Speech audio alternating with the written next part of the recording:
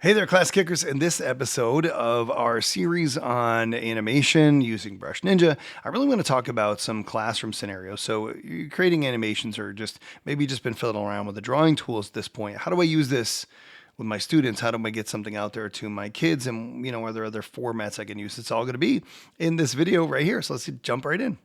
Hey there, class kickers. Welcome back to another tutorial right here on Brush.Ninja and how we can use animation to differentiate our classrooms, get at assessment, take engagement through the roof. And I've been showing you all these tools at the top. If you missed any of those, just go back and watch them. They're all pretty quick.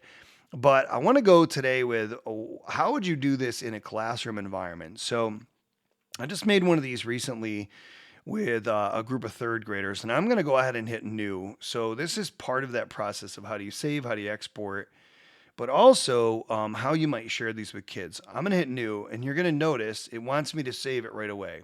This is a cookie-based, I think, way of saving files, and so kids could easily lose their work if their Chromebook resets or they put their device in, your downloads gets cleared, your cookies get cleared at a certain time level, whatever. So having them save to their download folder and dragging it to Google Drive or uploading it to, whatever your storage solution happens to be is going to be pretty vital. But I'm just going to hit new because I don't care about saving my work. And this is the first thing that kids love to see. You are not limited to the squares.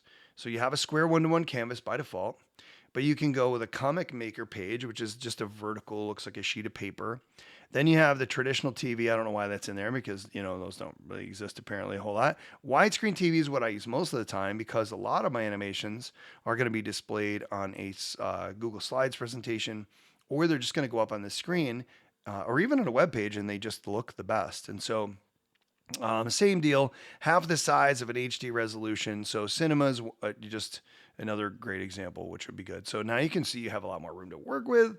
They can tell real stories in here. That's a key, I think, that might be worth knowing. If you want to do a vertical one that looks more like a piece of paper for an assignment, then go ahead and choose that.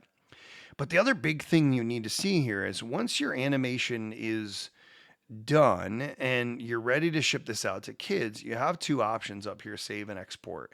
And I realize they seem pretty obvious, but a save means you're going to work on it again. And so for me, if I pulled in a diagram of the heart and I wanted students to animate blood flow through the four basic chambers and valves of the heart in any way they wanted to, I don't really care how they do that, then I might set up a base animation that has that blank diagram on it, one that they would typically just label in a packet, and only 30% of the kids would do it. And they're all going to do this, and they're going to do an amazing job collaborating with one another and learning, researching as they go.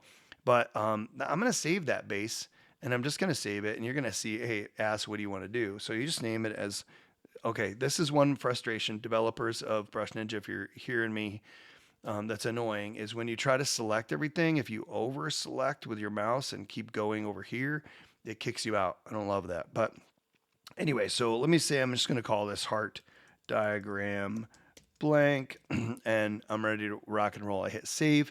It says, hey, yeah, I'm on a Mac, right? So save that to my download folder. You may have been able to see that drop to my download folder. And now I'm all done.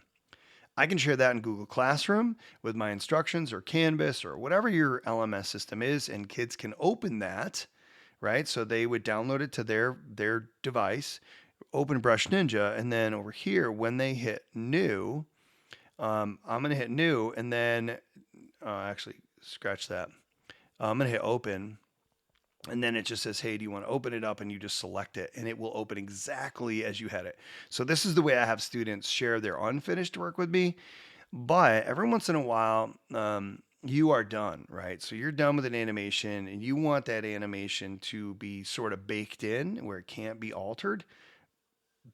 This might be the way you want kids to turn things into you. When they export, I like to export them as an animated GIF file.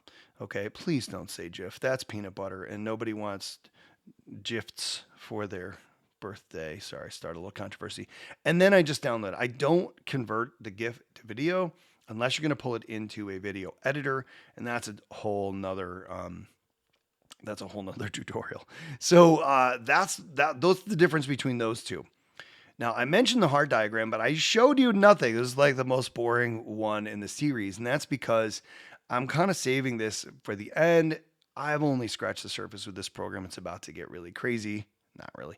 But in the next video, I'm going to show you how you can throw like live images in there, how you can add backgrounds, and even do some really cool and fun projects with your students.